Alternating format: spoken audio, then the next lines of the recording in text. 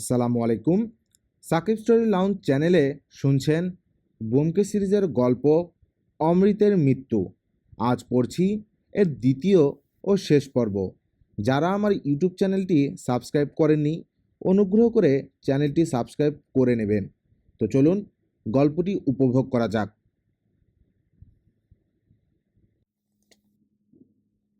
ব্যোমকেশ হাসিল, বলিল, চলো বাজারটা ঘুরে আসা যাক। বাজারে কি দরকার, এসোই না। গঞ্জের কর্মব্যস্ততা আরম্ভ হইয়া গিয়াছে। প্রত্যেক আড়তের সামনে মুক্ত স্থানে বহু গরুর গাড়ির ঠেলাঠেলি। দুই চারিটা ঘোড়া টানা খেলা ট্রাক জাতীয় গাড়িও আছে। প্রত্যেক গোলা হইতে রামে রাম দুয়ে দুয়ে শব্দ উঠিতেছে। ডাই করা কাঁচামাল পাতসেরি বাটখারায় ওজন হইতেছে। একটি গোলায় এক বাঙালি যুবক দাঁড়াইয়া কাজকর্ম তদারক করিতেছিলেন। ব্যোমকেশ গিয়া তাহাকে জিজ্ঞেস করিল, এটা নফরকুণ্ডু মশায়ের গোলা না? ছোকরা বোধহয় ব্যোমকেশের মুখ চিনিত। সসম্ভ্রমে বলিল, আজ্ঞে হ্যাঁ, আমি তার ভাইপো। ব্যোমকেশ বলিল, বেশ বেশ, কুণ্ডু মশাই কোথায়? ছোকরা বলিল, আজ্ঞে কাকা এখানে নেই, বাইরে গেছেন। কিছু দরকার আছে কি? দরকার এমন কিছু নয়। কোথায় গেছেন? আজ্ঞে তা কিছু বলে যাননি। তাই নাকি? কবে গেছেন? গত মঙ্গলবার বিকেলবেলা। ব্যোমকেশ আর চোখে আমার পানে চাহিল। আমার মনে পড়িয়া গেল, গত সোমবারে আমি রামডিহি স্টেশনে গিয়া বেনামি চিঠি ডাকে দিয়া আসিয়াছিলাম। স্বাভাবিক নিয়মে চিঠি মঙ্গলবারে এখানে পৌঁছিয়াছে। নফরকুণ্ডুর নামেও একটি বেনামি চিঠি ছিল। তবে কি চিঠি পাইয়া পাখি উড়িয়াছে? নফরকুণ্ডী আমাদের অচিন পাখি। কিন্তু সে যাই হোক, ভাইপো ছোকরা কিছু জানে বলিয়া মনে হয় না। সরলভাবে সব কথার উত্তর দিতেছে। ব্যোমকেশ বলিল, তিনি কবে ফিরবেন তাও বোধহয় জানা নেই। আজ্ঞে না, কিছু বলে যাননি।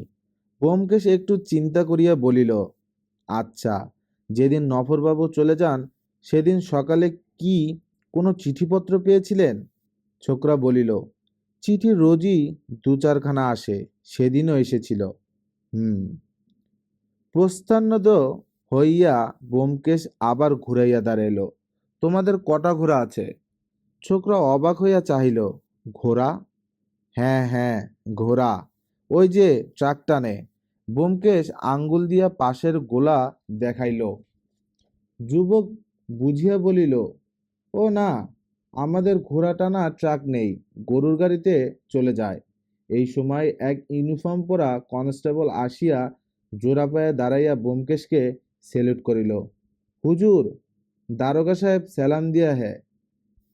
ব্যোমকেশ ভ্রু কুঞ্চিত করিয়া চাহিল, বলিল, চলো যাচ্ছি। কাছেই থানা। সেই দিকে যাইতে যাইতে ব্যোমকেশ বলিল, সুখময় দারোগা কিরকম ফিচেল দেখেছ? হাটের মাঝখানে কনস্টেবল পাঠিয়েছে, যাতে কারুর জানতে বাকি না থাকে যে পুলিশের সঙ্গে আমার ভারী দহরম মহরম।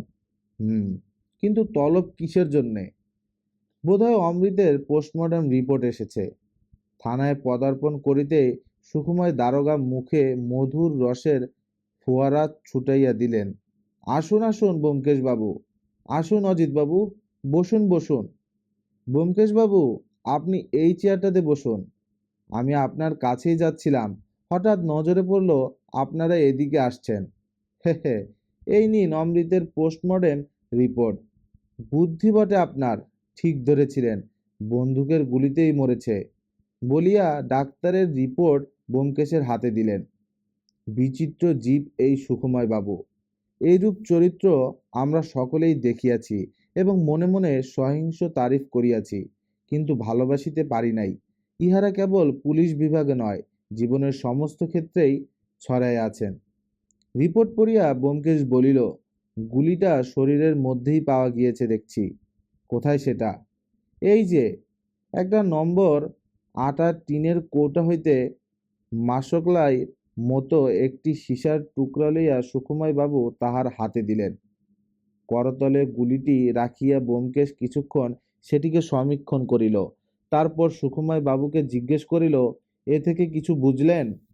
সুকুমারবাবু বলিলেন, আজ্ঞে, গুলি দেখে বোঝা যাচ্ছে পিস্তল কিংবা রিভলভারের গুলি। এছাড়া বোঝবার আর কিছু আছে কি? ব্যোমকেশ বলিল, আছে বই কি। গুলি থেকে বোঝা যাচ্ছে 38 অটোমেটিক থেকে গুলি বেরিয়েছে, যে 38 অটোমেটিক যুদ্ধের সময় মার্কিন সৈন্য ব্যবহার করত। অর্থাৎ ব্যোমকেশ থামিল। সুকুমারবাবু বলিলেন, অর্থাৎ অমৃতকে যে খুন করেছে এবং আপনি যাকে খুঁজতে এসেছেন তাদের মধ্যে যোগাযোগ আছে, এমনকি তারা একই লোক হতে পারে। কেমন? ব্যোমকেশ গুলিটি তাহাকে ফেরত দিয়া বলিল, এ বিষয়ে আমার কিছু না বলাই ভালো।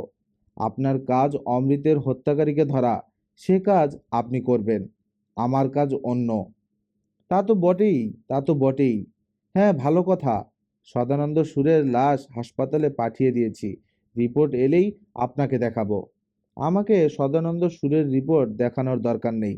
এটাও আপনারই কেস। আমি হস্তক্ষেপ করতে চাই না।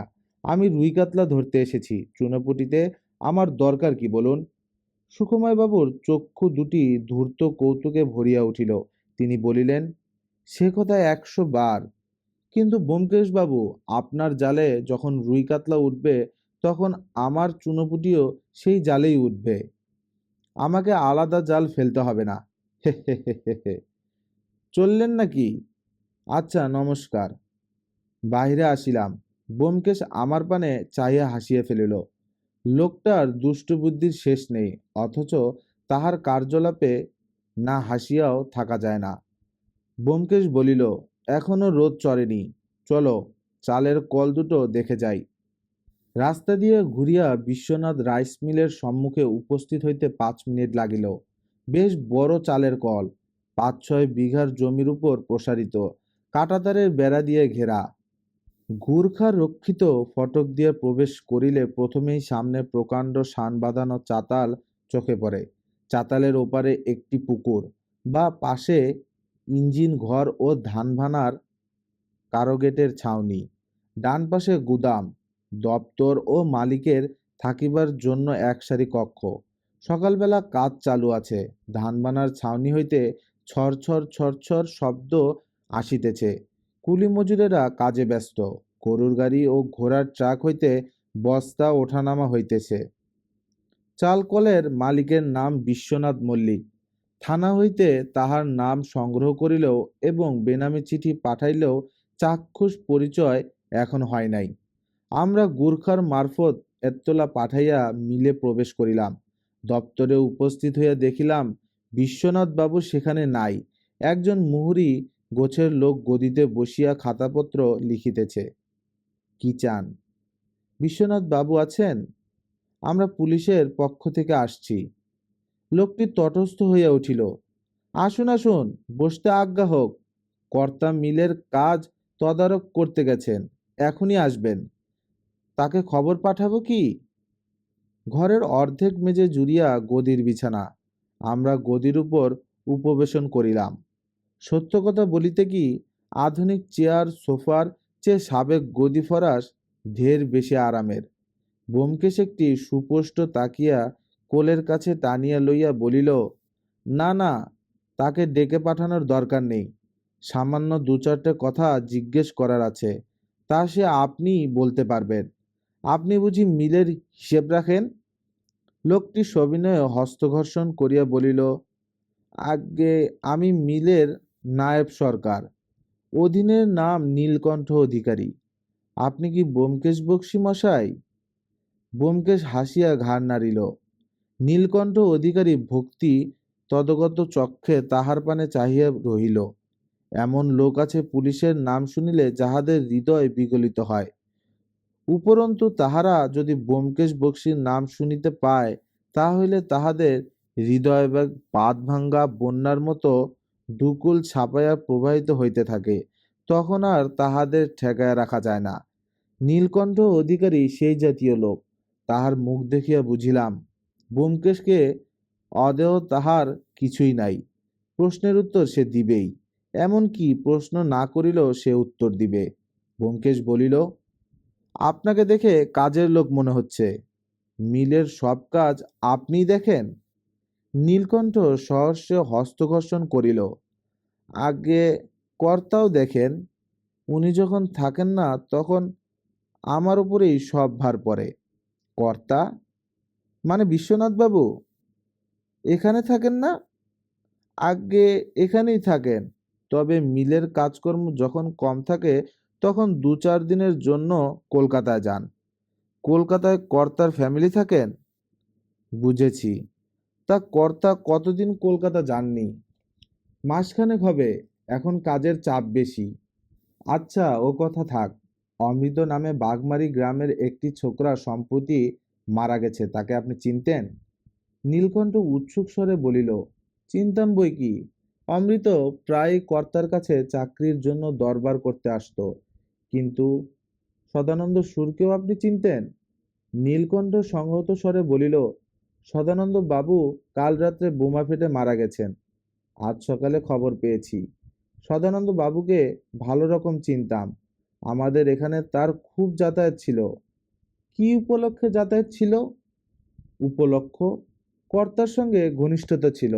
মাঝে মাঝে গদিতে এসে বসতেন, তামাক খেতেন, কর্তার সঙ্গে দুদণ্ড বসে গল্পগাছা করতেন। এর বেশি উপলক্ষ ছিল না। তবে বলিয়া নীলকণ্ঠ থামিল। অর্থাৎ মোসাহেবি করতেন। তবে কি? 3 দশক আগে তিনি কর্তার কাছ থেকে কিছু টাকা ধার করেছিলেন। তাই নাকি? কত টাকা? 500। হ্যান্ডনোট লিখে টাকা ধার নিয়েছিলেন? আজ্ঞে না, কর্তা সদানন্দ বাবুকে বিশ্বাস করতেন। বহিখাতায় সদানন্দ বাবুর নামে 500 টাকা কর্জ লিখে টাকা দেওয়া হয়েছিল। টাকাটা বোধহয় ডুবল।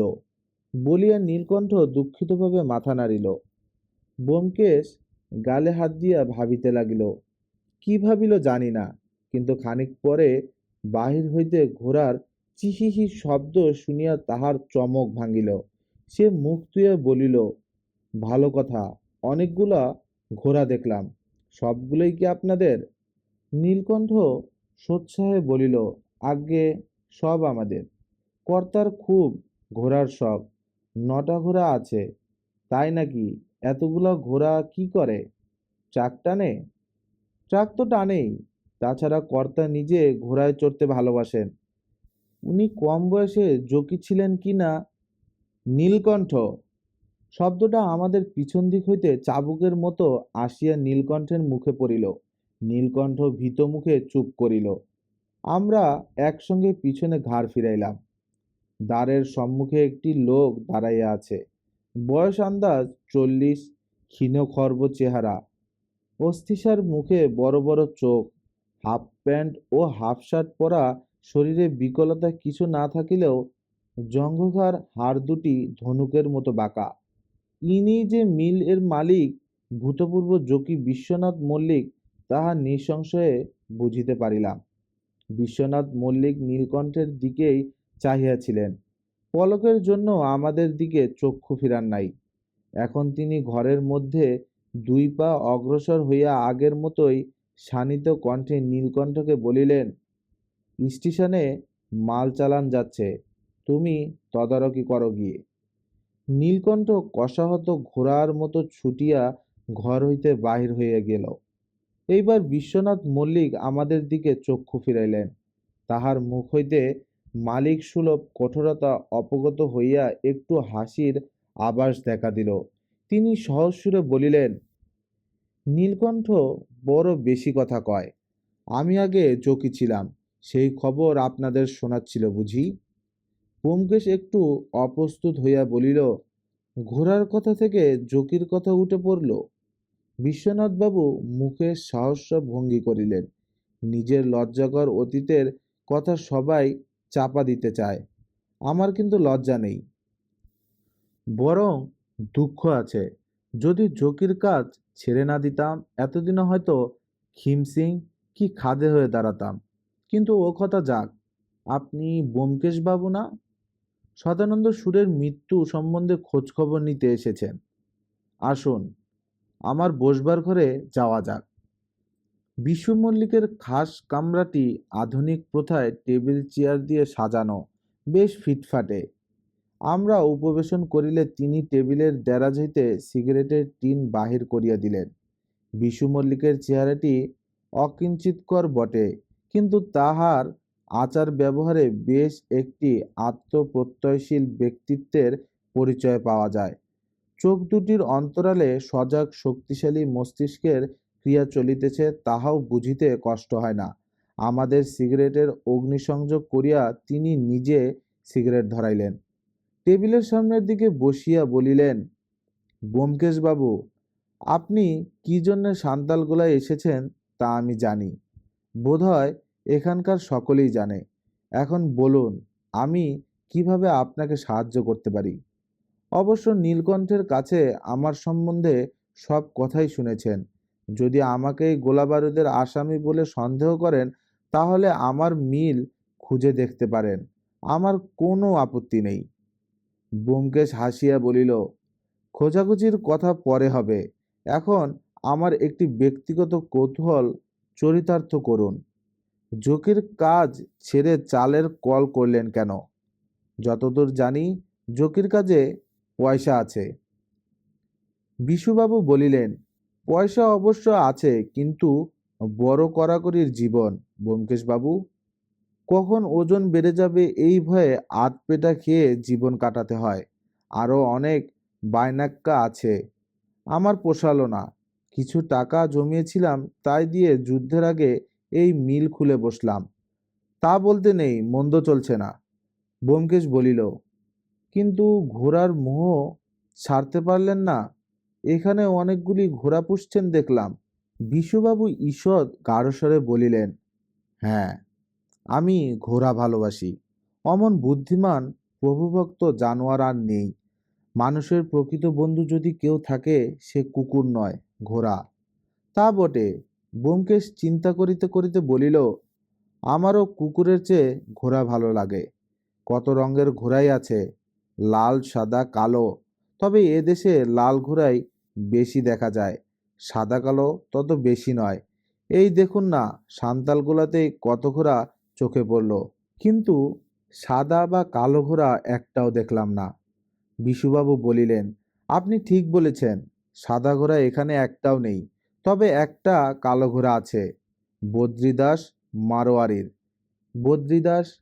সে কে? এখানে আরেকটা চালের কল আছে, তার মালিক বদ্রীদাস গিরধরলাল। তার কয়েকটা ঘোড়া আছে, তাদের মধ্যে একটা ঘোড়া কালো। ব্যোমকেশ সিগারেটের শেষাংশ অ্যাশ ট্রেতে ঘষিয়া নিভাইয়া দিল।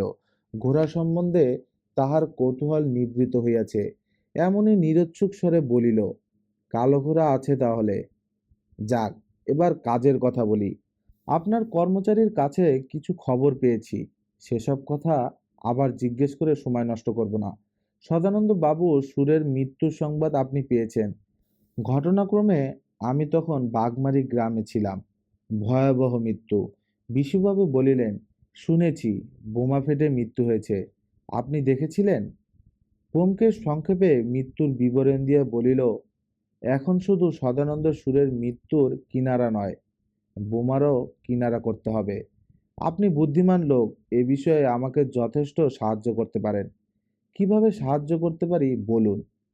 আপনি এখানে অনেক দিন আছেন, এখানকার ঘ্যাতঘোত জানা আছে।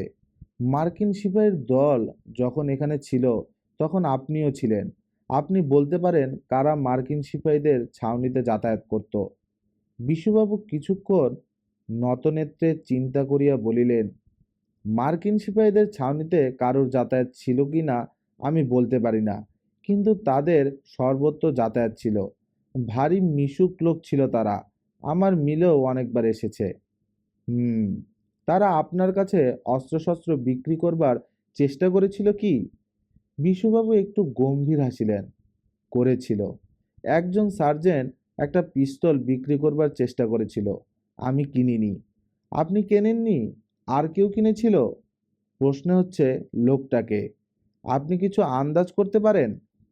কিছু না, আন্দাজ করতে পারলে অনেক আগেই আপনাদের খবর দিতাম ব্যোমকেশবাবু। ব্যোমকেশ আর একটা সিগারেট ধরাইয়া কিছুক্ষণ নীরবে টানিল। আচ্ছা, আর একটা কথা, সান্তালগোলা ছোট জায়গা, এখানে মরণাস্ত্রগুলো যদি কেউ লুকিয়ে রাখতে চায় তাহলে কোথায় লুকিয়ে রাখবে আপনি অনুমান করতে পারেন? বিশুবাবু আবার কিছুক্ষণ চক্ষু নত করিয়া চিন্তা করিলেন। শেষে বলিলেন, আপনার বিশ্বাস মরণাস্ত্রগুলো সান্তাল গোলাতেই আছে, কিন্তু তা নাও হতে পারে। মনে করুন সান্তাল গোলাতেই আছে। বেশ, মনে করলাম। কিন্তু অস্ত্রগুলোর আয়তন কতখানি, কটা বন্দুক, কটা বোমা, এসব তো কিছুই জানি না। কি করে অনুমান করব? আমার মনে হয় পুলিশ যদি সান্তালগোলার সমস্ত বাড়ি, সমস্ত গোলা আর চালের কল একসঙ্গে খানাতল্লাশ করে তাহলে হয়তো অস্ত্রগুলি বেরুতে পারে। ব্যোমকেশ মাথা নাড়িল। তা কি সম্ভব? আর যদি সম্ভব হতো তাহলেও একটা কথা ভেবে দেখুন, যে ব্যক্তি এই কাজ করেছে সে নির্বোধ নয়। সে কি এমন জায়গায় মাল রাখবে যেখানে পুলিশ সহজেই খুঁজে বার করতে পারে? আমার তা মনে হয় না। লোকটি যদি এত নির্বোধ হতো তাহলে অনেক আগেই ধরা পড়ে যেত। বিশুবাবু উৎসুক স্বরে বলিলেন, তাহলে আপনার কি মনে হয় কোথায় লুকিয়ে রাখতে পারে? ব্যোমকেশ খানিক চুপ করিয়া থাকিয়া ধীরে ধীরে বলিল, এমন জায়গায় রেখেছে যেখানে কারোর যেতে মানা নেই, অথচ কেউ যায় না। যেখানে দৈবাৎ মাল পাওয়া গেলেও প্রমাণ করা যাবে না কে রেখেছে। বিশুবাবু চক্ষু বিস্ফারিত করিয়া বলিলেন, অর্থাৎ? ব্যোমকেশ পিছনের খোলা জানালা দিয়া আঙ্গুলি নির্দেশ করিল। অর্থাৎ ওই জঙ্গল। ওখানে ঝোপঝাড়ের মধ্যে কয়েকটা পিস্তল আর হ্যান্ড গ্রেনেড পুঁতে রাখা খুব শক্ত কাজ নয়, কিন্তু খুঁজে বার করা অসম্ভব। যদি বা খুঁজে বার করলেন কে পুঁতেছে, কি করে প্রমাণ করবেন? বিশুবাবু উৎসাহ ভরে বলিয়া উঠিলেন, ঠিক ঠিক, জঙ্গলের কথাটা আমার মাথায় আসেনি। নিশ্চয়ই জঙ্গলে কোথাও পোতা আছে। ব্যোমকেশ বলিল, অবশ্য আমার ভুলও হতে পারে, কিন্তু ভুল হয়েছে কিনা সেটা পরীক্ষা করে দেখা দরকার। বিশুবাবু বলিলেন, না ব্যোমকেশবাবু, আপনি ঠিকই ধরেছেন। আমার বিশ্বাস আর দেরি না করে জঙ্গলটা খুঁজে দেখা দরকার। ব্যোমকেশ বলিল, তাই করতে হবে। তবে জঙ্গল তো একটুখানি জায়গা নয়, খুঁজতে সময় লাগবে, অনেক লোকও লাগবে। আজ আর হবে না, কাল। এই পর্যন্ত বলিয়া ব্যোমকেশ থামিয়া গেল।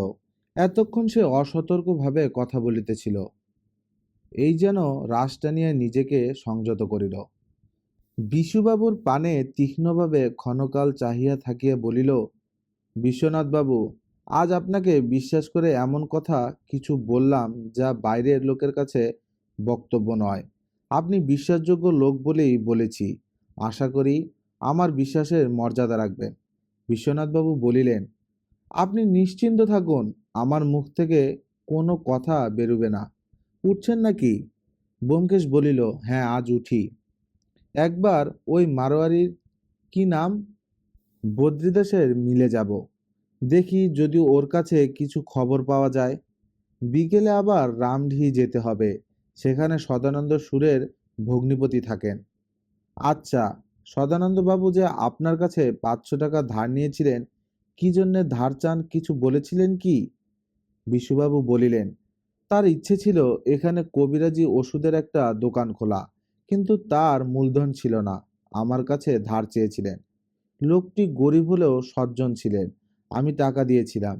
তিনি বেঁচে থাকলে নিশ্চয় টাকা শোধ দিতেন। কিন্তু যাকগে, ও কটা টাকার জন্য আমার দুঃখ নেই। আমি শুধু ভাবছি সদানন্দ বাবুর মতো নিরীহ লোককে কে খুন করলো, কে খুন করলো? তবে কি তার একটা প্রচ্ছন্ন জীবন ছিল? বাইরে থেকে যা দেখা যেত সেটা তার প্রকৃত স্বরূপ নয়? ব্যোমকেশ বলিল, হয়তো তাই। এখনো ঠিক বোঝা যাচ্ছে না। আজ বিকেলে তার ভগ্নিপতির সঙ্গে দেখা হলে হয়তো তার প্রকৃত চরিত্র বোঝা যাবে। আচ্ছা, আজ চলি, আবার দেখা হবে। দ্বার পর্যন্ত আসিয়া ব্যোমকেশ ফিরিয়া গেল। বিশুবাবুর পাশে দাঁড়াইয়া রসকণ্ঠে বলিল, একটা কথা জিজ্ঞেস করা হয়নি। আপনি কি সম্প্রতি কোনো বেনামি চিঠি পেয়েছেন? বিশুবাবু চকিতে মুখ তুলিলেন, পেয়েছি। আপনি কি করে জানলেন? ব্যোমকেশ বলিল, আরো দু একজন পেয়েছে, তাই মনে হলো হয়তো আপনিও পেয়েছেন। কি আছে বেনামি চিঠিতে? ভয় দেখানো? এই যে দেখুন না। বলিয়া বিশুবাবু দেরাজ হইতে আমাদেরই লেখা চিঠি বাহির করিয়া দিলেন। ব্যোমকেশ মনোযোগ দিয়া চিঠি পড়িল, তারপর চিঠি ফেরত দিয়া বলিল, কে লিখেছে কিছু আন্দাজ করতে পারেন না? বিশুবাবু বলিলেন, কিছু না। আমার জীবনে এমন কোনো গুপ্ত কথা নেই যা ভাঙ্গিয়া কেউ লাভ করতে পারে। আপনার শত্রু কেউ আছে? অনেক। ব্যবসাদারের সবাই শত্রু। তাহলে তারাই কেউ হয়তো নিছক নিশ্চেপ করবার জন্য চিঠি দিয়েছে। চলি এবার। আপনাকে অশেষ ধন্যবাদ। বিশুবাবু হাসিয়া বলিলেন, আমার মিল তাহলে সার্চ করছেন না? ব্যোমকেশও হাসিল। অনর্থক পণ্ডশ্রম করে লাভ কি বিশ্বনাথবাবু? আর জঙ্গল? সেটাও আজ নয়। জঙ্গল আপাদমস্তক খুঁজতে অনেক কাঠখড় চাই। এসো অজিত, রোদ ক্রমেই করা হচ্ছে। বদ্রীদাস মারোয়ারির সঙ্গে দুটো কথা বলে চটপট আস্তানায় ফিরতে হবে। বদ্রীদাস মারোয়ারির সঙ্গে আলাপ করিয়া কিন্তু সুখ হইল না। মারোয়ারিদের মধ্যে প্রধানত দুই শ্রেণীর চেহারা দেখা যায়, এক পাতিহাঁসের মতো মোটা আর বেটে, দুই বকের মতো সরু আর লম্বা। বদ্রীদাসের আকৃতি দ্বিতীয় শ্রেণীর। তাহার চালের কলটি আকারে প্রকারে বিশুবাবুর মিলের অনুরূপ। সেই ধান শুকাইবার মেঝেতে, সেই পুকুর, সেই ইঞ্জিন ঘর, সেই ফটকের সামনে গুর্খা দারোয়ান। পৃথিবীর সমস্ত চালকলের মধ্যে বোধ করি আকৃতিগত ভ্রাতৃ সম্বন্ধ আছে। বদ্রীদাসের বয়স ৩৫ হইতে ৪০-এর মধ্যে। নিজের গদিতে বসিয়া খবরের কাগজ হইতে তেজি মন্দার হাল জানিতেছিলেন। আমাদের দেখিয়া এবং পরিচয় শুনিয়া তাহার চক্ষু দুইটি অতিমাত্রায় চঞ্চল হইয়া উঠিল। তিনি গলা উঁচু করিয়া ঘরের আনাচে কানাচে চকিত ক্ষিপ্র নেত্রপাত করিতে লাগিলেন, কিন্তু আমাদের সঙ্গে পলকের তরেও দৃষ্টি বিনিময় করিলেন না। ব্যোমকেশের প্রশ্নের উত্তরে তিনি যাহা বলিলেন তাহাও নিতান্ত সংক্ষিপ্ত এবং নেতিবাচক। পুরা সওয়াল জবাব উদ্ধৃত করার প্রয়োজন নেই। নমুনাস্বরূপ কয়েকটির উল্লেখ করিলেই যথেষ্ট হইবে। আপনি অমৃতকে চিনতেন? নেহি। সদানন্দ সুরকে চিনতেন? নেহি। বেনামি চিঠি পেয়েছেন? নেহি। আপনার কালো রঙের ঘোড়া আছে? নেহি। আরও কিছুক্ষণ প্রশ্নোত্তরের পর ব্যোমকেশ উঠিয়া পড়িল। কঠিন দৃষ্টিতে বদ্রীদাসকে বিদ্ধ করিয়া বলিল, আজ চললাম, কিন্তু আবার আসব। এবার ওয়ারেন্ট নিয়ে আসব। আপনার মিল সার্চ করব। বদ্রীদাস এক কথার মানুষ, দুরকম কথা বলেন না। বলিলেন, নেহি নেহি। উত্ত্যক্ত হইয়া চলিয়া আসিলাম। ফটকের বাহিরে পা দিয়েছি, একটি শীর্ণকায় বাঙালি আসিয়া আমাদের ধরিয়া ফেলিল। পানের রসে আরক্ত দন্ত নিষ্ক্রান্ত করিয়া বলিল, আপনি ব্যোমকেশবাবু? বদ্রীদাসকে সওয়াল করেছিলেন? ব্যোমকেশ ভ্রু তুলিয়া বলিল, আপনি জানলেন কি করে? ঘরে তো কেউ ছিল না। রক্তদন্ত আরও প্রকট করিয়া লোকটি বলিল, আমি আড়াল থেকে সব শুনেছি। বদ্রীদাস আগাগোড়া মিছে কথা বলছে। সে অমৃতকে চিনত, সদানন্দ সুরকে চিনত, বেনামি চিঠি পেয়েছে। ওর কালো রঙের একটা ঘোড়া আছে। ভারী ধূর্ত মারোয়ারি, পেটে পেটে শয়তানি। ব্যোমকেশ লোকটিকে কিছুক্ষণ শান্তচক্ষে নিরীক্ষণ করিয়া বলিল, আপনি কে? আমার নাম রাখাল দাস, মারোয়ারির গদিতে কাজ করি। আপনার চাকরি যাবার ভয় নেই? চাকরি গিয়েছে। বদ্রীদাস নোটিশ দিয়েছে, এই মাসের শেষেই চাকরি খালাস। নোটিশ দিয়েছে কেন? মুলুক থেকে ওর জাত ভাই এসেছে, তাকেই আমার জায়গায় বসাবে। বাঙালি রাখবে না। আমরা চলিতে আরম্ভ করিলাম। লোকটা আমাদের পিছন পিছন আসিতে লাগিল। মনে রাখবেন ব্যোমকেশবাবু, পাজির পা ঝাড়া ওই বদ্রীদাস। ওর অসাধ্যি কাম্য নেই। জাল জোচ্চুরি, কালাবাজার। ব্যোমকেশ পিছনে ফিরিয়া চাহিল না, হাত নাড়িয়া তাহাকে বিদায় করিল। বিশ্রান্তি গৃহে ফিরিয়া ব্যোমকেশ আরাম কেদারায় লম্বা হইল। ঊর্ধ্বে চাইয়া বোধ করি ভগবানের উদ্দেশ্য বলিল, কত অজানারে জানাইলে তুমি। আমি জামা খুলিয়া বিছানার পাশে বসিলাম। বলিলাম, ব্যোমকেশ, অনেক লোকের সঙ্গেই তো মুলাকাত হলো, কিছু বুঝলে?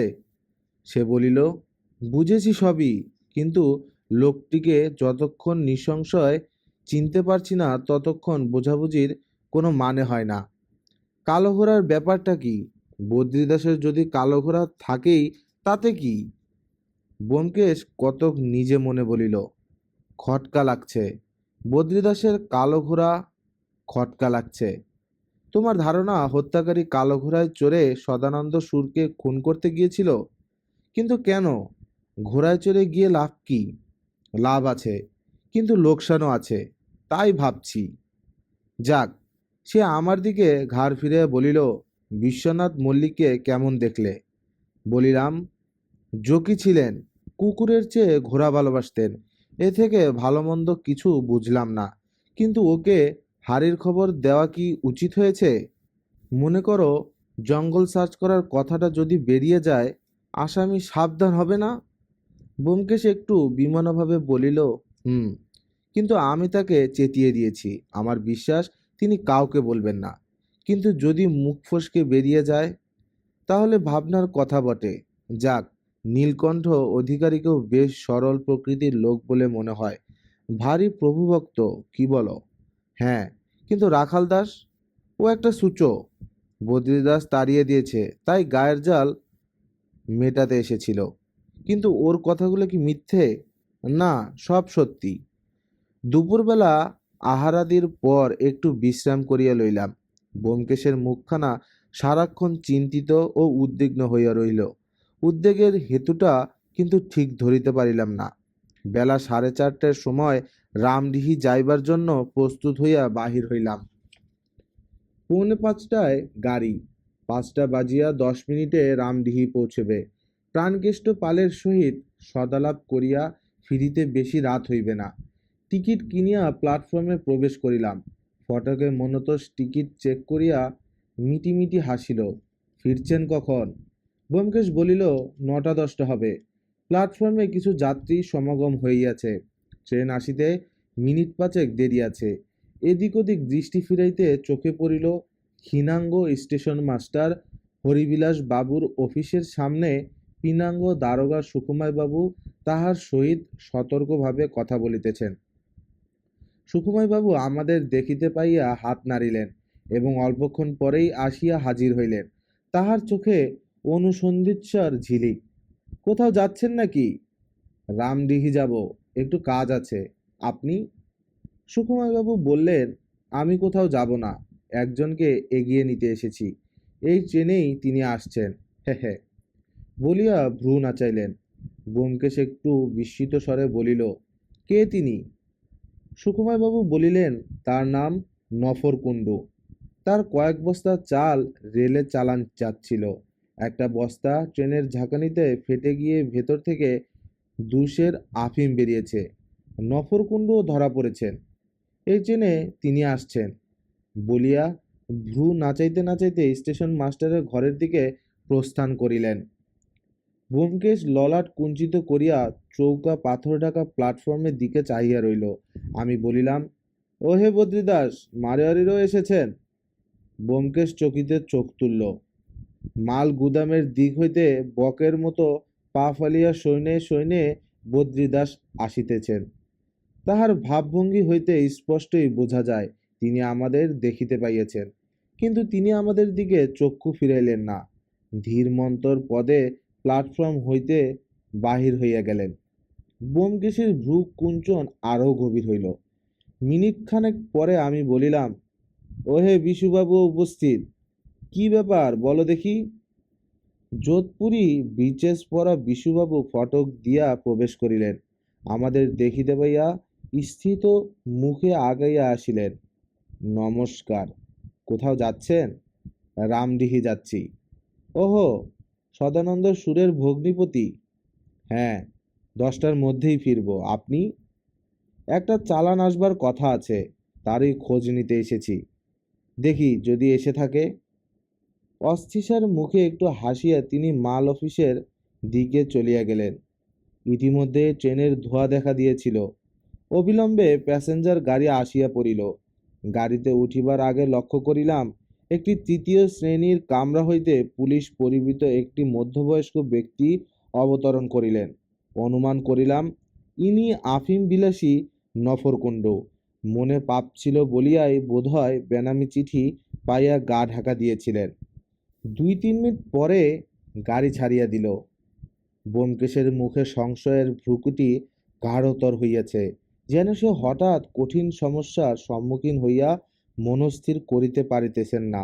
জিজ্ঞাসা করিলাম, হলো কি? ঠেকায় পড়েছ মনে হচ্ছে। সে উত্তর দেবার আগেই ঘ্যাচ করিয়া গাড়ি থামিয়া গেল। জানালা দিয়া গলা বাড়াইয়া দেখিলাম, ডিসান্ট সিগন্যাল না পাইয়া গাড়ি থামিয়াছে।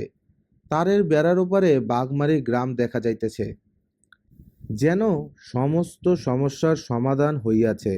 এমনি ভাবে লাফাইয়া উঠিয়া ব্যোমকেশ বলিল, ভালোই হলো অজিত, আমি এখানে নেমে যাচ্ছি, তুমি একাই রামডিহি যাও। প্রাণকেষ্ট বাবুকে সব কথা জিজ্ঞেস করবে।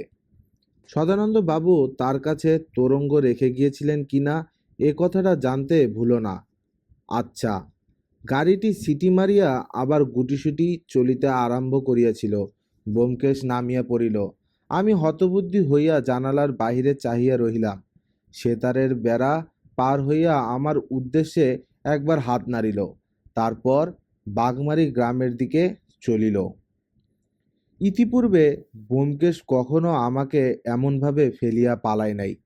মাথায় আকাশ ভাঙিয়া পড়িল। প্রাণকেষ্ট বাবুকে কি জেরা করিব?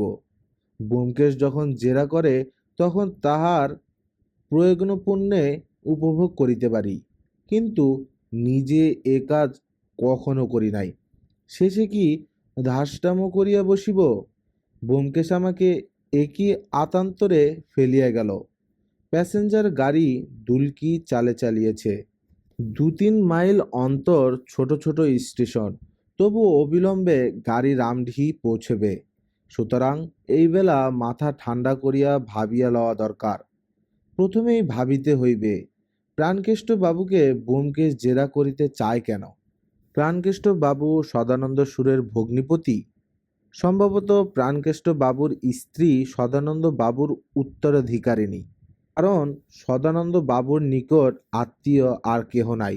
সদানন্দ বাবু কলিকাতা যাইবার পথে কি ভগ্নিপতির কাছে লোহার তরঙ্গ রাখিয়া গিয়েছিল? তরঙ্গে কি কোনো মহামূল্য দ্রব্য ছিল? প্রাণকেষ্টবাবু কর্মসূত্রে এই পথ দিয়া ট্রলি চড়িয়া যাতায়াত করিতেন। তাহার পক্ষে ট্রলি হইতে নামিয়া বাঘমারি গ্রামে উপস্থিত হওয়া মোটেই শক্ত নয়। তবে কি ব্যোমকেশের সন্দেহ প্রাণকেষ্ট বাবুই শ্যালককে সংহার করিয়াছেন? রামডিহি জংশনে পৌঁছিয়া প্রাণকেষ্ট পালের ঠিকানা পাইতে বিলম্ব হইল না। স্টেশনের সন্নিকটে তারের বেড়া দিয়া ঘেরা কয়েকটি ছোট ছোট কুঠি, তাহারই একটাতে প্রাণকেষ্ট বাবু বাস করেন। কুঠির সামনে ছোট্ট বাগান। পেন্টুলুন ও হাতকাটা গেঞ্জি পরা একটি পুষ্টকায় ব্যক্তি হাতে খুরপি লইয়া বাগানের পরিচর্যা করিতেছিলেন। আমাকে দেখিয়া ফ্যালফ্যাল চক্ষে চাহিয়া রইলেন। জিজ্ঞাসা করলাম, আপনি কি প্রাণকেষ্ট পাল? তাহার হাত হইতে খুরপি পড়িয়া গেল। তিনি কিছুক্ষণ হা করিয়া থাকিয়া বিহুলভাবে সম্মতিসূচক ঘাড় নাড়িলেন। বলিলাম, আমি পুলিশের পক্ষ থেকে আসছি। খবর পেয়েছেন বোধহয় আপনার শালা সদানন্দ সুর মারা গেছেন। এই প্রশ্নে ভদ্রলোক এমন স্তম্ভিত হয়ে গেলেন যে মনে হইল তাহার প্যান্টুলুন এখনই খসিয়া পড়িবে। তারপর তিনি চমকিয়া উঠিয়া সুশীলা সুশীলা বলিয়া ডাকিতে ডাকিতে বাড়ির মধ্যে ঢুকিয়া পড়িলেন। আমিও কম স্তম্ভিত হই নাই। মনে মনে যা হোক দুর্দান্ত শ্যালক হন্তা বলিয়া আজ করিয়াছি। তাহার এরূপ আচার আচরণ পুলিশের নাম শুনিয়াই শিথিলঙ্গ হইয়া পড়িলেন, কিংবা এটা একটা ভান মাত্র। ঘাগি অপরাধীরা পুলিশের চোখে ধুলা দিবার জন্য নানা প্রকার ছলচাতুরি অবলম্বন করে। প্রাণকেষ্ট বাবু কি তাহাই করিতেছেন? সুশীলাই বা কে? তাহার স্ত্রী।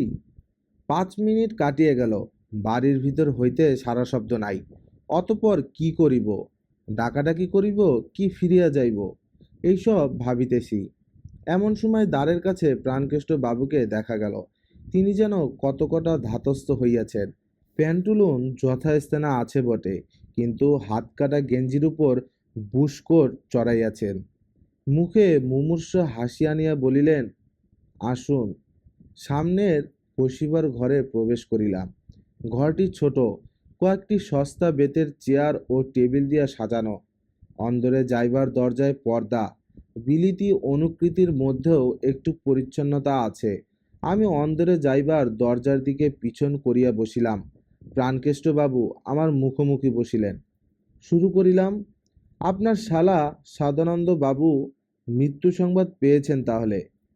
প্রাণকেষ্ট চমকিয়া বলিলেন, হ্যাঁ। কখন খবর পেলেন? "অ্যাঁ, সকালবেলা। কার মুখে খবর পেলেন?" সান্তালগোলা থেকে হরিলাসবাবু টেলিফোন করেছিলেন। মাফ করবেন, আপনার স্ত্রী, মানে সদানন্দবাবুর ভগ্নী কি এখানে আছেন? দেখিলাম আমার প্রশ্নের উত্তর জবাব আগে প্রাণকেষ্ট বাবুর চক্ষু দুটি আমার মুখ ছড়িয়া আমার পিছন দিকে চলিয়া গেল এবং তৎক্ষণাৎ ফিরিয়া আসিল। হ্যাঁ, আছেন। আমি পিছনে ঘাড় ফিরাইলাম। অন্দরের পর্দা একটু ফাঁক হইয়াছিল। চকিতে যথাস্থানে সন্নিবিষ্ট হইল। বুঝিতে বাকি রহিল না পর্দার আড়ালে আছেন পত্নী সুশীলা এবং নেপথ্য হইতে প্রাণকেষ্ট বাবুকে পরিচালিত করিতেছেন। আপনার স্ত্রী নিশ্চয়ই খুব শোক পেয়েছেন। আবার প্রাণকেষ্ট বাবুর চক্ষু পিছন দিকে গিয়া ফিরিয়া আসিল। হ্যাঁ, নিশ্চয়ই খুব শোক পেয়েছেন। আপনার স্ত্রী সদানন্দ বাবুর উত্তরাধিকারিণী। তা তো জানি না, মানে সদানন্দ বাবুর সঙ্গে আপনার সদ্ভাব ছিল? হ্যাঁ, খুব সদ্ভাব ছিল। যাওয়া আসা ছিল? তা ছিল বই কি। মানে? তাহার চক্ষু আবার পর্দার পানে ধাবিত হইল। "অ্যাঁ, মানে বেশি যাওয়া আসা ছিল না, কালে ভদ্রে। সেসব কবে দেখা হয়েছে? শেষ অ্যাঁ, ঠিক মনে পড়ছে না। 10-12 দিন আগে তিনি আপনার বাসায় আসেননি?"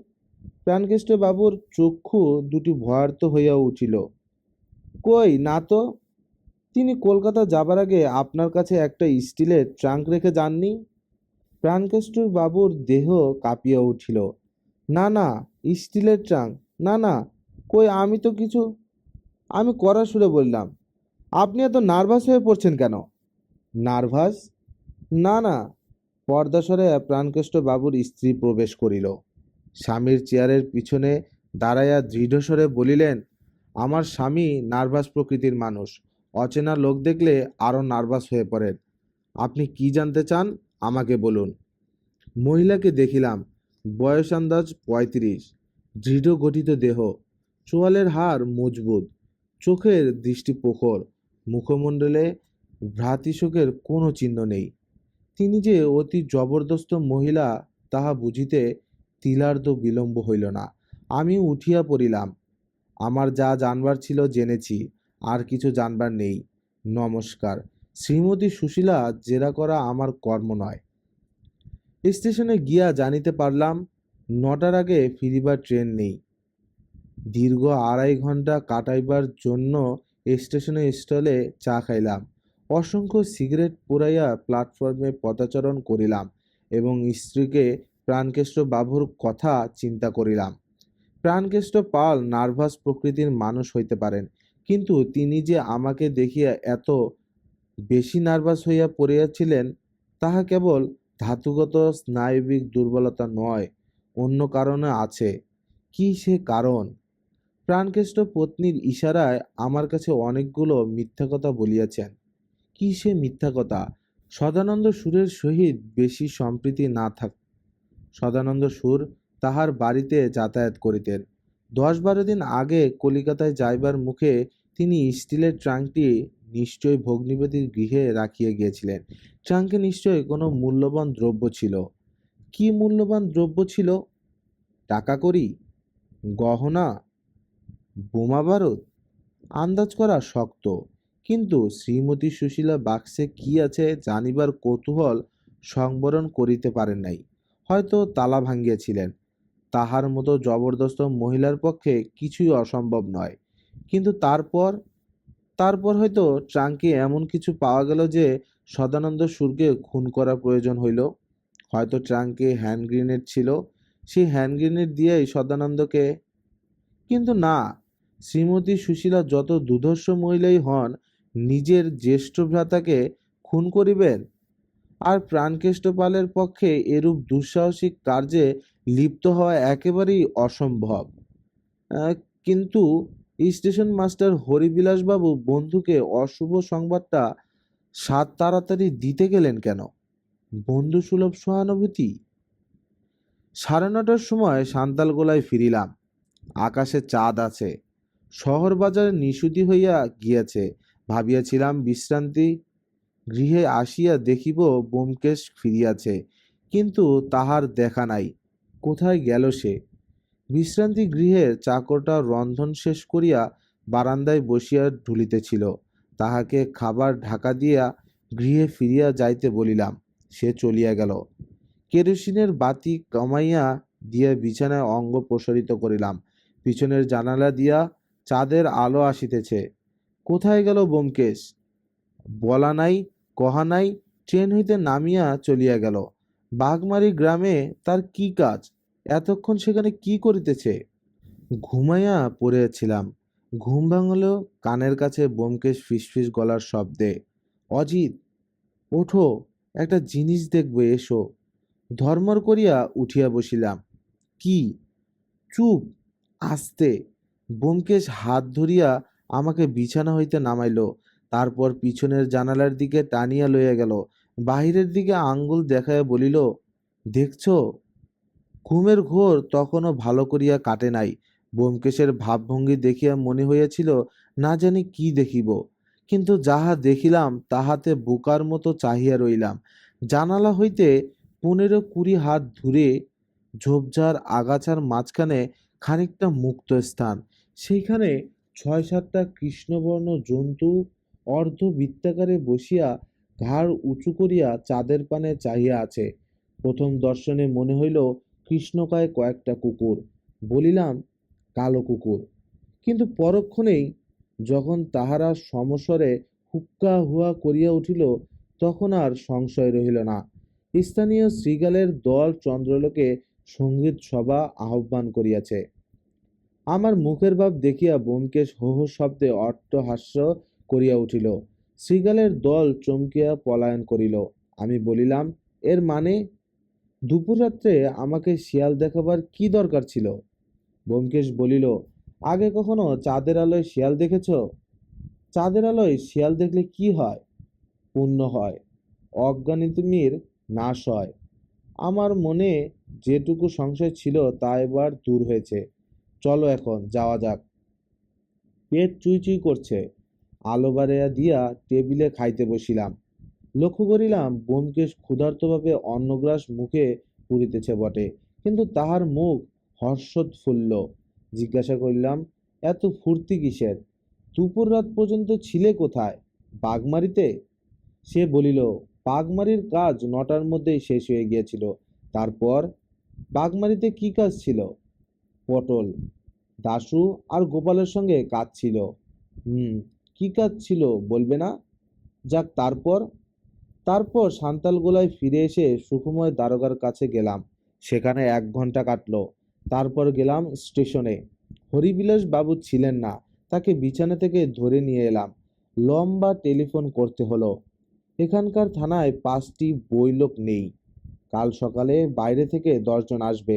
সব ব্যবস্থা করে ফিরে এলাম। জিজ্ঞাসা করিলাম, প্রাণকেষ্ট পালের কথা জানবার দরকার নেই তাহলে? আছে বই কি, কি হলো সেখানে? সব কথা মাছিমারা ভাবে বয়ান করিলাম। সে মন দিয়া শুনিল, কিন্তু বিশেষ আগ্রহ দেখাইল না। আহারান্তে মুখ ধুইতে ধুইতে বলিল, জোড়ার একটা যদি গবেট, অন্যটা হয় বিচ্ছু। প্রকৃতির এই বিধান। অতঃপর সিগারেট ধরানো হইলে বলিলাম, তোমার পকেটে ওটা কি? ব্যোমকেশ একটু চকিত হইল, একটু লজ্জিত হইল। বলিল, বন্দুক, মানে পিস্তল। কোথায় পেলে? থানায়। সুখময় দারোগার পিস্তল। হুম। কোনো কথাই স্পষ্ট বলতে চাও না? বেশ, তাহলে এবার শুয়ে পড়া যাক। তুমি শুয়ে পড়ো, আমাকে রাতটা জেগেই কাটাতে হবে। কেন? যার হাতে হ্যান্ড গ্রেনেড আছে তিনি যদি ভয় পেয়ে থাকেন তাহলে সাবধান থাকা ভালো। তবে আমিও জেগে থাকি। রাত্রিটা জাগিয়া কাটিল। সুখের বিষয় কোনো উৎপাত হয় নাই। শেষ রাত্রে চা পান করিতে করিতে ব্যোমকেশ মুখের বন্ধন একটু আলগা করিল। আমাদের অচিন পাখির নাম জানিতে পারিলাম। সকাল 7টার সময় দুইজনে বাহির হইলাম। ব্যোমকেশ গায়ে একটা উড়ানি চাদর চড়াইয়া লইল, যাহাতে পকেটের পিস্তলটা দৃষ্টি আকর্ষণ না করে।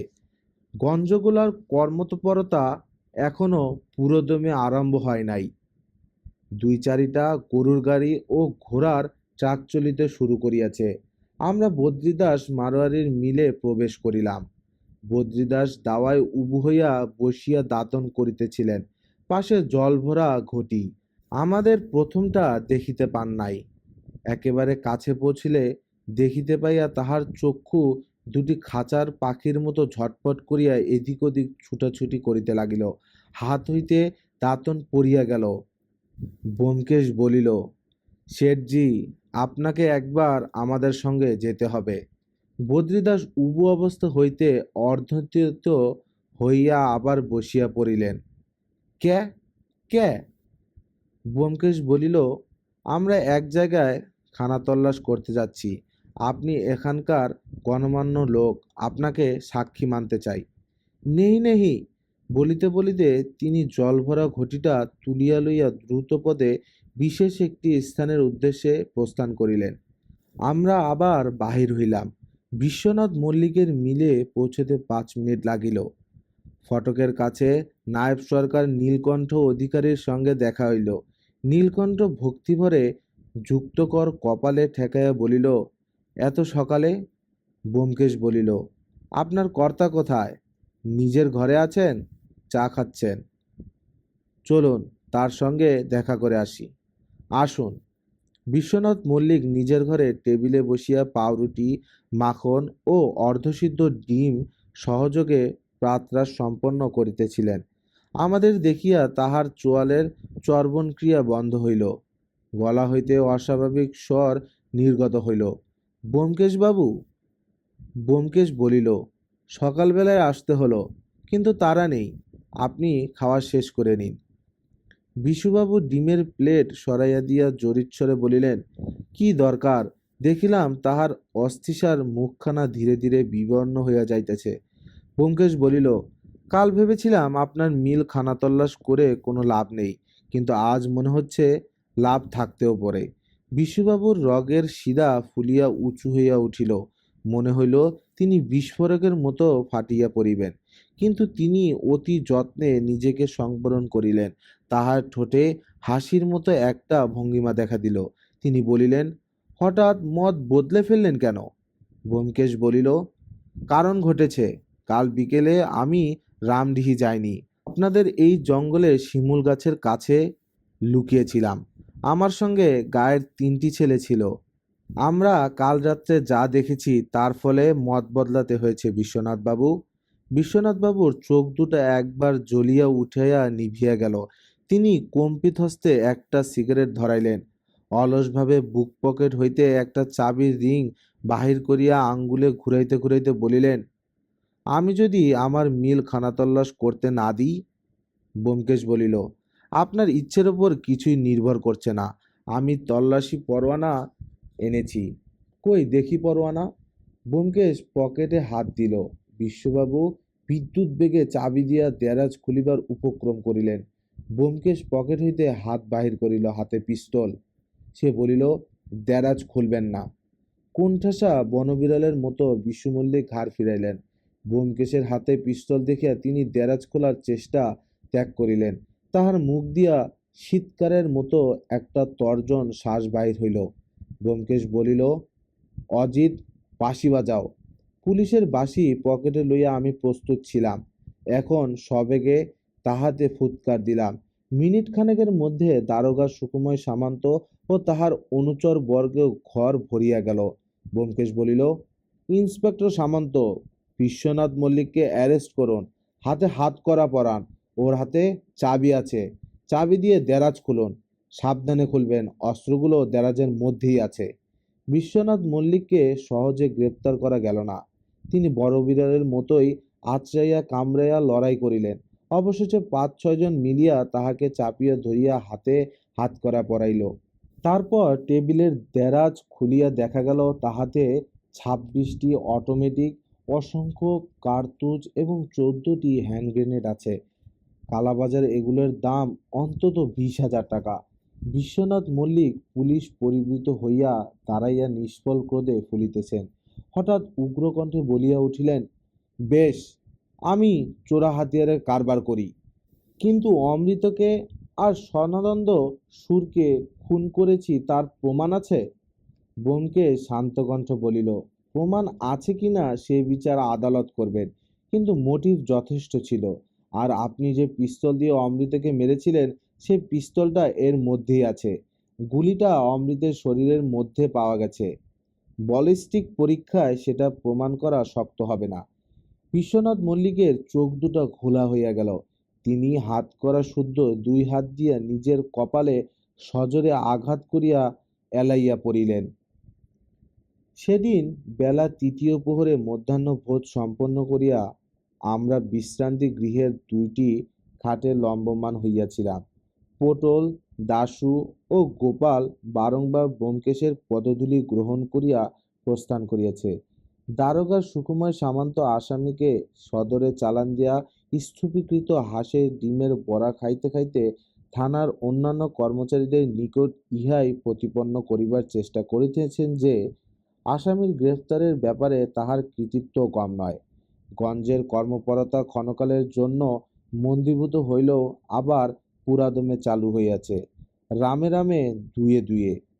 অমৃত এবং সদানন্দ সুর নামক ২টি অক্ষত ব্যক্তির অকাল মৃত্যু ঘটিয়াছে বটে, কিন্তু তাহাতে জীবনের নিত্যস্রোত ব্যাহত হয় নাই, এবং তাহাদের আততীয় ফাঁসিকাষ্ঠে ঝুলিলেও ব্যাহত হইবে না।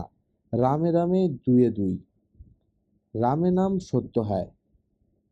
ব্যোমকেশ ঊর্ধ্বদিকে চাহিয়া একটা নিঃশ্বাস ফেলিল, বলিল, সদানন্দ সুরের মৃত্যুতে আমার দুঃখ নেই, কিন্তু অমৃত ছেলেটা নিহাত অকারণেই মারা গেল। আমি একটা নতুন সিগারেট ধরাইয়া বলিলাম, গোড়া থেকে বলো। ব্যোমকেশ বলিল, এ কাহিনীর গোড়া হচ্ছেন সদানন্দ সুর। তিনি না থাকলে আমরা চোরাকারীর আসামিকে ধরিতে পারতাম না। তাকে দিয়েই কাহিনী শুরু করা যেতে পারে। সদানন্দ সুরের চরিত্র যতটুকু বুঝেছি, তিনি ছিলেন কৃপণ এবং সংবৃতমন্ত্র। নিজের হাড়ির খবর কাউকে দিতে ভালোবাসতেন না। অবস্থাও ছিল অত্যন্ত সাধারণ। বোনের বিয়ে দিয়েছিলেন, কিন্তু নিজে বিয়ে করেননি। পৈতৃক ভিটে এবং ২-৪ বিঘে জমি, সান্তালগোলার বাজারে ২-৪ মণ ধান চালের দালালি, কবিরাজি ওষুধ বিক্রি করে ২-৪ পয়সা লাভ, এই ছিল তার অবলম্বন। একলা মানুষ, তাই কোনো রকমে চলে যেত, কিন্তু তার মনে ভোগ তৃষ্ণা ছিল। কৃপণেরা ঘাটের পয়সা খরচা করে ভোগ তৃষ্ণা মেটাতে চায় না বটে, তাই বলে তাদের ভোগ তৃষ্ণা নেই এই কথা কেউ বলবে না। সদানন্দ বাবুর স্বাদ ছিল, সাধ্য ছিল না। হয়তো তিনি তার ক্ষুদ্র রোজগার থেকে ২-৪ পয়সা বাঁচাতেন, কিন্তু তা নিয়ে ফুর্তি করার মতো চরিত্র তার নয়। এইভাবে জীবন কাটছিল। বয়স বাড়ছে, শক্তি সামর্থ্য ফুরিয়ে আসছে। হয়তো এমনই বুভুক্ষ অবস্থায় তার জীবন শেষ হতো। হঠাৎ ৪৫ বছর বয়সে একটা মস্ত সুযোগ জুটে গেল। বিশ্বনাথ মল্লিকের কাছে সদানন্দ বাবুর যাতায়াত ছিল। বিশ্বনাথ মল্লিকের দেরাজে কবিরাজি মোদকের শিশি পাওয়া গেছে। নিশ্চয়ই সদানন্দ বাবু যোগান দিতেন। এই সূত্রেই ঘনিষ্ঠতা। তারপর হঠাৎ একদিন সদানন্দ বাবু বিশু মল্লিকের জীবনের গোপনতম কথাটি জানতে পারলেন। বিশু মল্লিক চোরা অস্ত্রের কারবারি। কি করে জানতে পারলেন বলা যায় না। সম্ভবত তিনি সন্ধান পেয়েছিলেন কোথায় বিশু মল্লিক তার অস্ত্রশস্ত্র লুকিয়ে রাখে। শিমুল গাছটা তার বাড়ি থেকে বেশি দূরে নয়। হয়তো হঠাৎ বিশু মল্লিককে সেখানে দেখে ফেলেছিলেন। সদানন্দ বাবু গুপ্তস্থান থেকে বোমা বন্দুক চুরি করতে পারতেন, কিন্তু তিনি সে পথ দিয়ে গেলেন না। বোমা বন্দুক কি করে কালোবাজারে চালাতে হয়, পাড়াগাঁয়ে মানুষ সদানন্দ সুর তা জানতেন না। তিনি অন্য রাস্তা ধরলেন। বিশু মল্লিককে বললেন, টাকা দাও, নইলে সব ফাঁস করে দেব। অর্থাৎ সোজাসুজি ব্ল্যাকমেল। বিশু মল্লিক নিরুপায়। 500 টাকা বার করতে হলো। সেই টাকা নিয়ে সদানন্দ বাড়ি ফিরে এলেন। ফুর্তির বয়স শেষ হয়ে আসছে, আর দেরি করা চলে না। তিনি স্থির করিলেন কলকাতা যাবেন। কিন্তু তিনি ভারী হিসেবি লোক। সব টাকা নিয়ে কলকাতা যাওয়া তার মনোমত নয়। অথচ বাগমারিতে শূন্য বাড়িতে টাকা রেখে গেলেও ভয় আছে, চোর এসে সর্বস্ব নিয়ে যেতে পারে। তিনি একটি কাজ করলেন। আমি তোমাকে যে বলছি অধিকাংশই আন্দাজ, কিন্তু এলোমেলো আন্দাজ নয়। সদানন্দ সুর একটি স্টিলের ট্রাঙ্কে বেশিরভাগ টাকা রাখলেন। সঞ্চিত যা ছিল তা রাখলেন। হয়তো সাবেক কালের কিছু গয়নাগাটি ছিল তাও রাখলেন। তারপর এক হাতে স্টিল ট্রাঙ্ক এবং অন্য হাতে নিজের ব্যবহারের ক্যাম্বিসের ব্যাগ নিয়ে যাত্রা করলেন। রামডিহি স্টেশনে তার বোন ভগ্নিপতি আছে। তাদের জিম্মায় ট্রাঙ্ক রেখে কলকাতায় যাবেন ফুর্তি করতে। সদানন্দ সুর তো চলে গেলেন। এদিকে ফাপড়ে পড়েছে বিশু মল্লিক। এতদিন সে বেশ নিরুপদ্রবেই ব্যবসা চালাচ্ছিল। এখন দেখল সে বিষম ফাঁদে ধরা পড়েছে। সদানন্দ সুর যতদিন বেঁচে থাকবে ততদিন তার উদ্ধার নেই। সদানন্দ সুর তাকে শোষণ করবে। সে ঠিক করলো সদানন্দ সুরকে সরাতে হবে। তার মাথায় বুদ্ধি আছে, হাতে আছে মারাত্মক অস্ত্র। সদানন্দকে সরানো শক্ত কাজ নয়। সদানন্দ ভগ্নিপতির বাসায় তোরঙ্গ রেখে কলকাতায় গিয়ে বোধ করি ফুর্তি করছেন। এদিকে বিশু মল্লিক একদিন সন্ধ্যের পর ঘোড়ায় চড়ে জঙ্গলে ঢুকলো। শিমুল গাছ থেকে একটি হ্যান্ড গ্রেনেড নিয়ে সদানন্দ বাড়িতে বুবি ট্র্যাপ পেতে এলো। সদানন্দ কলকাতা থেকে যেই বাড়িতে ঢুকতে যাবেন অমনি বোমা ফাটবে। কিন্তু সদানন্দ সুর কলকাতা থেকে ফিরে আসবার আগেই কিছু কিছু ব্যাপার ঘটতে আরম্ভ করছিলেন। বিশু মল্লিকের যখনই অস্ত্রশস্ত্র বিক্রি করবার দরকার হতো তখনই সে ঘোড়ায় চড়ে জঙ্গলে যেত। একদিন রাত্রি 10টার সময় অমৃত বাছুর খুঁজতে এসে ঘোড়াটাকে দেখে ফেলল। সে ভাবল ঘোড়া ভূত। তারপর যখন সে বন্ধুদের খোঁচায় আবার জঙ্গলে ঢুকলো তখন শুধু ঘোড়া নয়, শিমুলতলায় ঘোড়ার সওয়ারের সঙ্গেও তার দেখা হয়ে গেল। বিশু মল্লিক সেদিন বোধহয় সদানন্দ সুরের বুবি ট্র্যাপ পেতে ফিরে যাচ্ছিল। দুজনেই দুজনকে চেনে। অমৃত চাকরির জন্য বিশু মল্লিকের কাছে দরবার করেছিল। বিশু মল্লিক দেখল এরপর যখন বুবি ট্র্যাপ ফাটবে তখন অমৃত সাক্ষী দিবে যে সে বিশু মল্লিককে রাত্রিরে সদানন্দ সুরের বাড়ির পিছনে দেখেছে। হয়তো বিশু মল্লিক যখন সদানন্দ সুরের পাঁচিল টপকে বেরোচ্ছিল তখন দেখেছে। অতএব অমৃতের বেঁচে থাকা নিরাপদ নয়। বিশু মল্লিকের কাছে অটোমেটিক পিস্তল ছিল। সে অমৃতকে খুন করে ঘোড়ার পিঠে অদৃশ্য হয়ে গেল। আমি যখন প্রথম অকস্থলে এসে তদন্ত আরম্ভ করলাম তখন সবচেয়ে আশ্চর্য মনে হলো ঘোড়া। অমৃত ঘোড়া ভূত দেখেছিল। আমি দেখলাম জলজন্ত ঘোড়ার খুরের দাগ। একটা ঘোড়া এই মামলার সঙ্গে জড়িত আছে। তখনও আমরা আসামিকে চিনি না, কিন্তু সে যাই হোক ঘোড়ায় চড়ে জঙ্গলে আসে। কেন? ঘোড়ায় চড়ে শিগগিরই যাতায়াত করা যায়, কিন্তু আবার সহজেই লোকের দৃষ্টি আকর্ষণ করে। যে লোক দুষ্কার্য করতে বেরিয়েছে সে দৃষ্টি আকর্ষণ করতে চায় না। তবে এ ব্যক্তি ঘোড়ায় চড়ে জঙ্গলে আসে কেন? নিশ্চয়ই কোনো বিশেষ সুবিধা আছে। কি সুবিধে? সদানন্দ সুরের পাঁচিল টপকানো। ঘোড়ার পিঠ থেকে পাঁচিল টপকানোর সুবিধা হয়। ওদিকে নামবার জন্য পেয়ারা গাছ আছে। কিন্তু শুধুই কি এই, না অন্য কিছু আছে? এ প্রশ্নের উত্তর পেয়েছিলাম কাল রাত্রে, কিন্তু সে পরের কথা। যথাসময়ে সদানন্দ সুর ফিরে এলেন।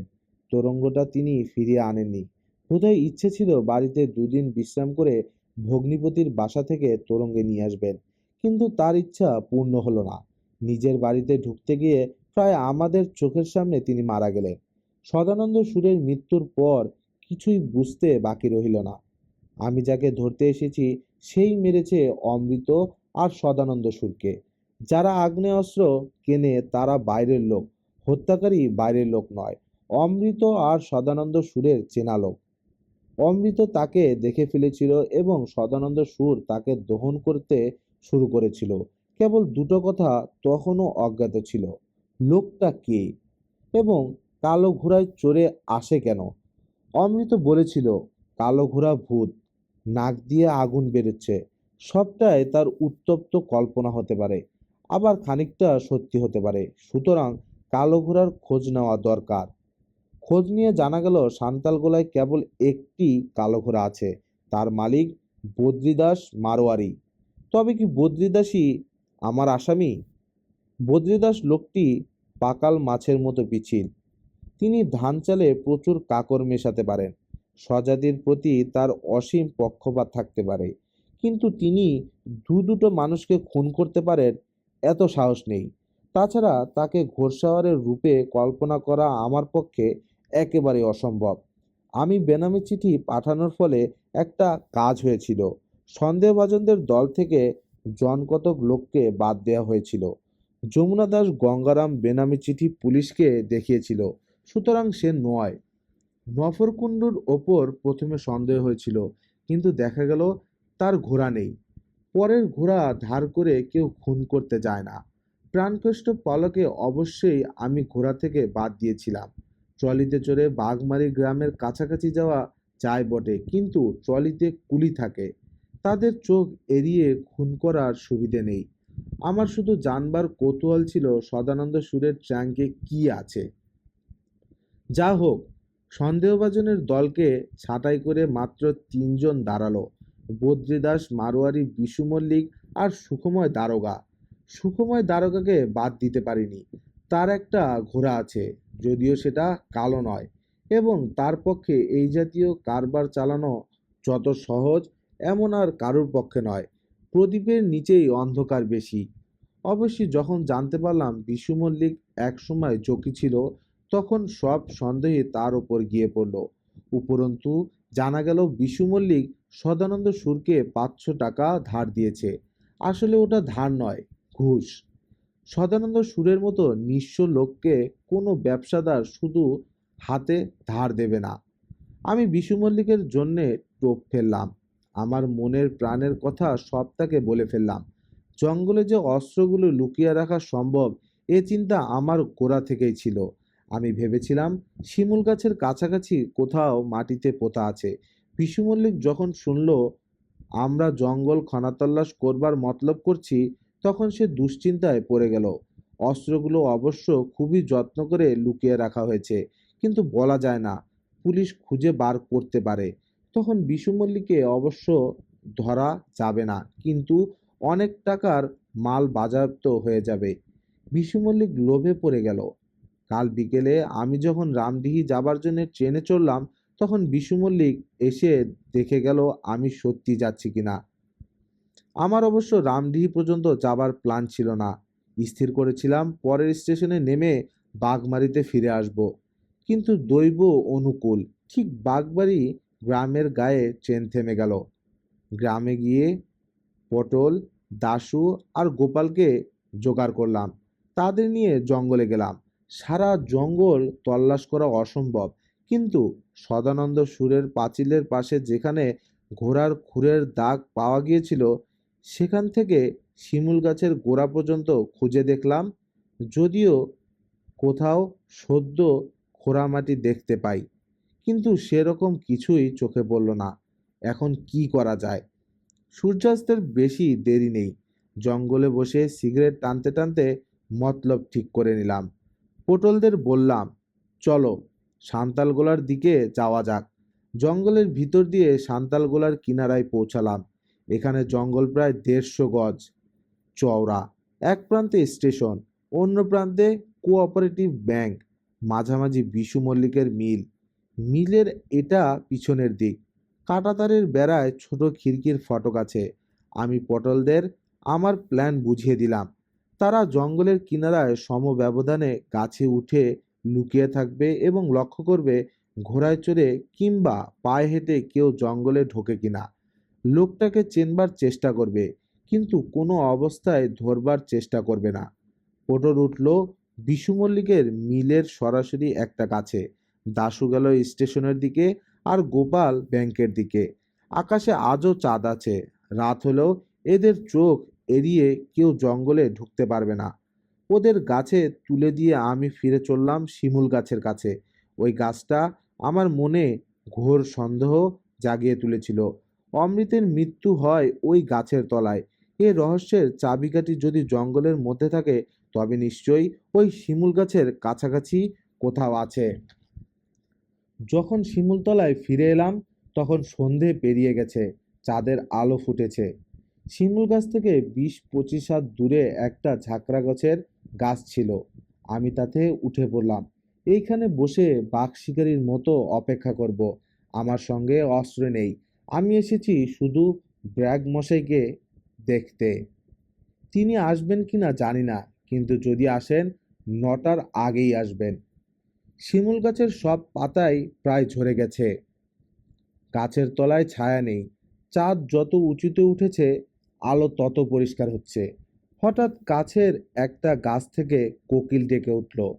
বিচিত্র পরিস্থিতি। আমি বসে আছি একটা নৃশংস নহরহন্তাকে দেখব বলে, আর কোকিল ডাকছে। আজব দুনিয়া। বেশ খানিকক্ষণ কেটে গেল। চোখের কাছে হাত এনে ঘড়ি দেখলাম, 7:45। সঙ্গে সঙ্গে দূর থেকে একটা আওয়াজ কানে এলো। শুকনো পাতার ওপর পায়ের মচমচ শব্দ। ঘাড় ফিরিয়ে দেখি ঘন ছায়ার ভিতর থেকে ধীরমন্তর গমনে একটা ঘোড়া বেরিয়ে আসছে। কালো ঘোড়া। তার পিঠে বসে আছে কালো পোশাক পরা একটা মানুষ। মানুষটার মুখ দেখতে পাচ্ছি না, কিন্তু সে জকির মতো সামনে ঝুঁকে বসেছে আর সতর্কভাবে এদিক ওদিক তাকাচ্ছে। ঘোড়াটা সোজা গিয়ে শিমুল গাছের বিরাট কুড়ির গা ঘেঁষে দাঁড়ালো। পাথরের মূর্তির মতো দাঁড়াইয়া রইল। তারপর যা দেখলাম তা একেবারে সার্কাসের খেলা।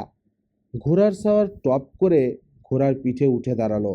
তারপর হাত বাড়িয়ে শিমুল গাছের গুড়িতে একটা ফোকরের মধ্যে হাত ঢুকিয়ে দিল। মাটি থেকে 10 হাত উঁচুতে যেখানে ডালপালা বেরিয়েছে, সেখানে একটা খোপের মতো ফুটে আছে। অচিন পাখির বাসা। ঘোড়ার পিঠে আসামি কেন জঙ্গলে আসে এখন বুঝতে পারছো? অস্ত্রগুলো মাটিতে পোতা নেই, আছে গাছের ফোকরের মধ্যে, মাটি থেকে 10 হাত উঁচুতে। শিমুল গাছের গায়ে শক্ত শক্ত মোটা মোটা কাঁটা। শিমুল গাছে মানুষ ওঠে না, এমনকি কাঠবিড়ালি পর্যন্ত ওঠে না। এমন নিরাপদ গুপ্ত স্থান আর নেই। অবশ্য মই লাগিয়ে ওঠা যায়, কিন্তু কে মই লাগাবে? আর যিনি জানেন, তিনি যদি মই ঘাড়ে করে জঙ্গলে আসেন, তাহলে লোকের দৃষ্টি আকর্ষণ করবে। তার চেয়ে ঘোড়া ঢের নিরাপদ, বিশেষত যদি জকির হাতের শিক্ষিত ঘোড়া হয়। যা হোক, ঘোড়সাওয়ারের বাঁ হাতে একটা থলি আছে। সে খোপের মধ্যে ডান হাতে ঢুকিয়ে একটি একটি করে অস্ত্রগুলি বার করছে আর থলিতে রাখছে। এতক্ষণে ঘোড়সাওয়ারকে চিনতে পেরেছি, বিশু মল্লিক। মুখ চিনতে না পারলেও ওই রোগা বেটে শরীর আর ধনুকের মতো পাকা ঠ্যাং ভুল আবার নয়। আমি ঠিকই আন্দাজ করেছিলাম, কিন্তু একটা ধোঁকা তখনও কাটেনি। বিশু মল্লিক কালো ঘোড়া পেল কোত্থেকে? সে ভারী হুঁশিয়ার লোক। তার যদি কালো ঘোড়া থাকতো, সে কখনোই আমার কাছে মিথ্যা কথা বলতো না। আসলে আমি যখন তাকে কালো ঘোড়া সম্বন্ধে প্রশ্ন করেছিলাম, তখন সে আমার প্রশ্নের তাৎপর্য বুঝতে পারেনি। এ মামলার সঙ্গে কালো ঘোড়ার যে কোনো সম্বন্ধ আছে, তা সে কল্পনাই করতে পারেনি। আমি কালো ঘোড়ার রহস্য বুঝলাম কাল দুপুর রাত্রে, বাসায় ফিরে এসে। সে যাক। বিশু মল্লিক থলি ভরে নিয়ে ঘোড়ার পিঠে নেমে বসলো। তারপর মন্দমন্তর চালে ফিরে চলল। সে জঙ্গলের ছায়ায় অদৃশ্য হয়ে যাবার পর আমি গাছ থেকে নামলাম। ঘড়িতে তখন 8:15। আমি আবার পটলদের উদ্দেশ্যে ফিরে চললাম। আমার প্ল্যান ঠিকই ফলেছে। পুলিশ কাল জঙ্গল তলাশ করবে, তাই আজ বিশু মল্লিক অস্ত্রগুলো জঙ্গল থেকে সরিয়েছে। এখন প্রশ্ন হচ্ছে, অস্ত্রগুলোকে সে রাখবে কোথায়? কারণ কেবল মানুষটাকে ধরলে চলবে না, অস্ত্রগুলোও চাই।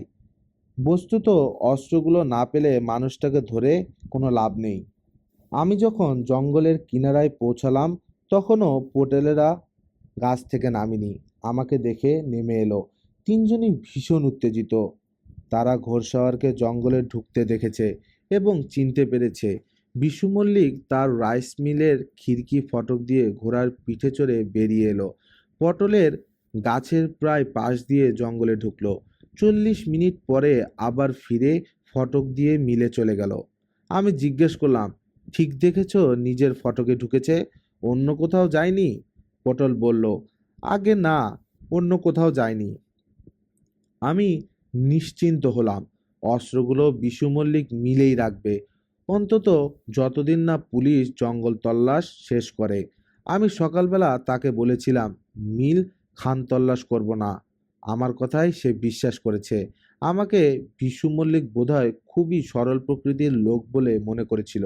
আমি তখন পটল, দাশু আর গোপালের পিঠ ঠুকে দিয়ে বললাম, তোমাদের জন্য অমৃতের মৃত্যুর কিনারা করতে পারলাম, কিন্তু আজ আর বেশি কৌতূহল প্রকাশ করো না। কাল সকাল 9টার সময় এসো, তখন সব জানতে পারবে।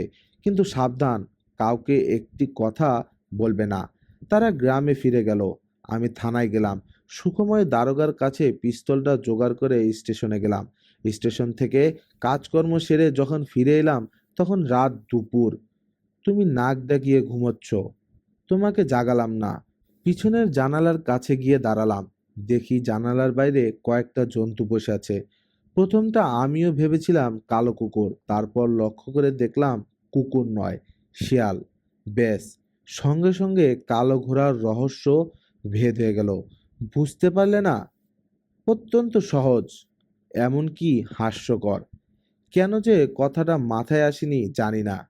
শিয়ালের গায়ের রং কালো নয়, পাটকিলে, অথচ আমরা দেখিলাম কালো।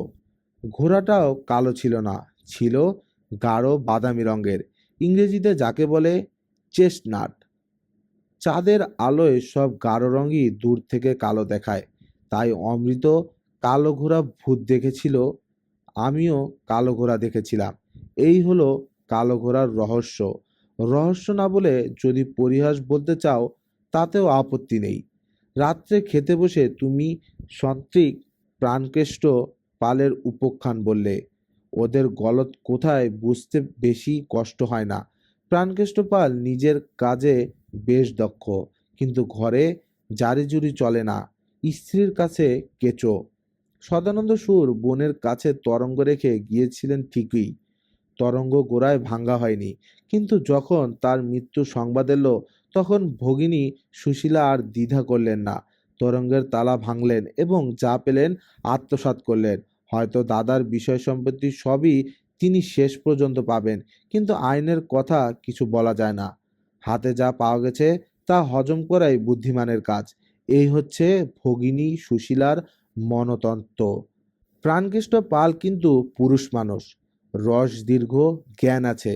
তাই তোমাকে দেখে তিনি বেজায় নার্ভাস হয়ে পড়েছিলেন। তারপর আর কি, এবার বেদব্যাসের বিশ্রাম। এই ভারতের মহামানবের সাগর তীরে বিশু মল্লিকের মতো আরো কত মহাজন নীরবে তপস্যা করছেন, কে তার খবর রাখে? ব্যোমকেশ প্রকাণ্ড হাই তুলিয়া পাশ ফিরিল, বলিল, জাগি পোহালো বিভা বরি, এই বেলায় এইটুকু ঘুমিয়ে নাও, আজ রাত্রেই কলকাতা ফিরব। হে হে।